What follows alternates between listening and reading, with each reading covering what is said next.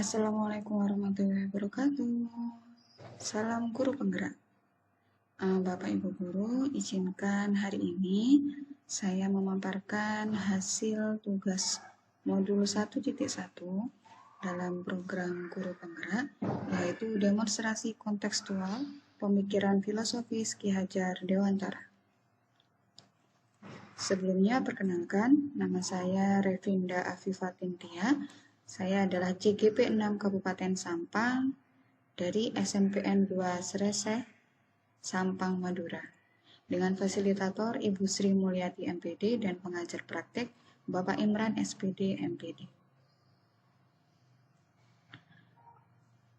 Menurut Ki Hajar Dewantara, pemikiran filosofis beliau itu ada 3 ranah besar, yaitu yang pertama, menuntun anak sesuai dengan kodrat anak, yang kedua, kodrat alam dan kodrat zaman, dan yang ketiga adalah budi pekerti.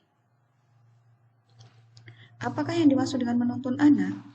Menurut Ki Hajar Dewantara, menuntun anak sesuai dengan kodrat anak ini mengacunya adalah pada tujuan pendidikan, di mana tujuan pendidikan itu adalah menuntun segala kodrat yang ada pada anak-anak agar mereka dapat mencapai keselamatan dan kebahagiaan yang setinggi-tingginya, baik sebagai manusia maupun sebagai anggota masyarakat. Yang kedua, kodrat alam dan kodrat zaman. Bapak Ki Hajar Dewantara itu selalu berpesan kepada kami sebagai para pendidik bahwa pendidikan anak itu sejatinya melihat dari kodrat diri anak dengan selalu berhubungan dengan kodrat zaman. Beliau berpesan, didiklah anak-anak dengan cara yang sesuai dengan tuntunan alam dan zamannya sendiri.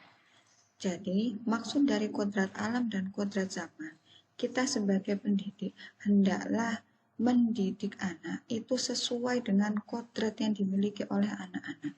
Kita percaya bahwa setiap anak itu memiliki potensi dan bakat tersendiri. Nah, bagaimana caranya kita bisa menggali potensi dan bakat yang dimiliki oleh anak dengan selalu berpacu atau dimixkan dengan kodrat zaman saat ini. Saat ini, anak didik kita itu adalah berada pada zaman milenial, berada pada zaman di mana segala aktivitas dipermudahkan oleh alat yang namanya gadget. Jadi bagaimana kita bisa melatih kodrat yang dimiliki oleh anak, bagaimana kita bisa melatih bakat dan minat yang dimiliki oleh anak dengan dipadukan dengan zamannya mereka pada saat itu. Yang ketiga, beliau selalu berpesan mengenai budi pekerti, bahwa watak atau karakter merupakan perpaduan antara gerak pikiran, perasaan, dan kehendak atau kemauan sehingga menimbulkan tenaga. Budi pekerti menurut beliau juga dapat diartikan sebagai perpaduan antara cipta, yaitu kognitif, karsa, yaitu afektif, sehingga menciptakan sebuah karya, yaitu dalam bentuk psikomotorik. Dan ini selalu kita tekankan dalam setiap pembelajaran supaya para pendidik, para pengajar itu dapat memadupadankan 3 ini, jadi kognitif, afektif, dan psikomotorik dalam setiap proses pembelajaran yang ada di kelas. Trilogi pendidikan dari Ki Hajar Dewantara yang selalu didengung-dengungkan dan berlaku dari zaman dulu hingga zaman sekarang itu ada 3, yaitu yang pertama ing ngarsa sumtulodo. Di depan pengajar atau pendidik itu bisa memberikan tauladan. Jadi kita sebagai pendidik diharapkan oleh Bapak Ki Hajar Dewantara itu bisa menjadi panutan, bisa menjadi tauladan bagi peserta didik kita. Bagian kedua yaitu adalah ing madya mangungkarso.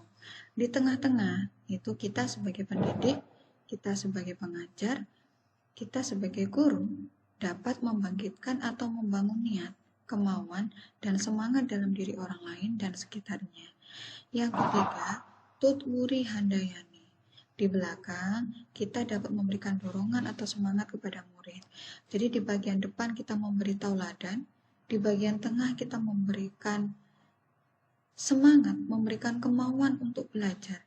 Di bagian belakang kita juga memberikan dorongan kepada murid untuk tetap selalu belajar, tetap selalu ingin mengetahui pengetahuan baru.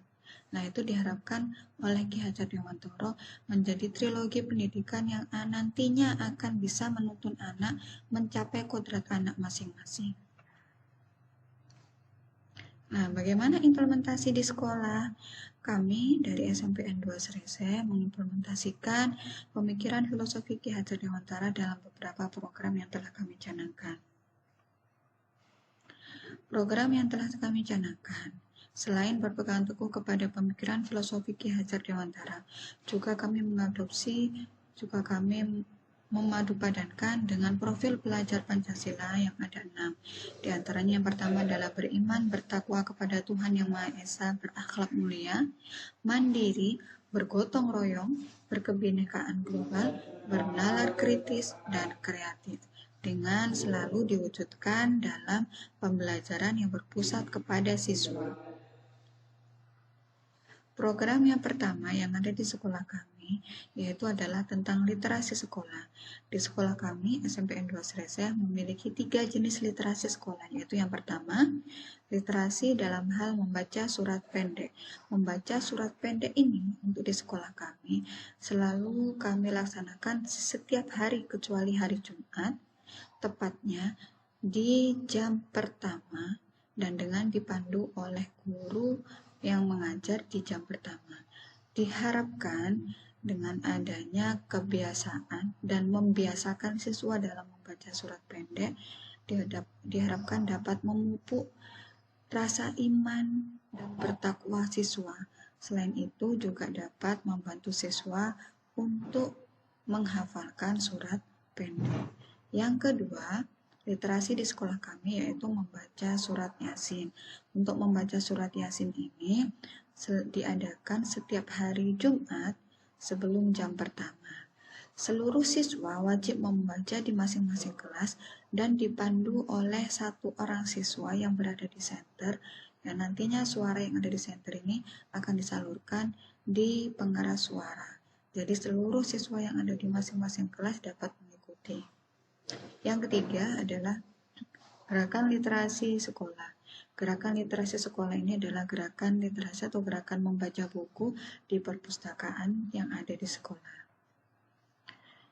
Kemudian yang kedua adalah program yang namanya ekstrakurikuler pramuka.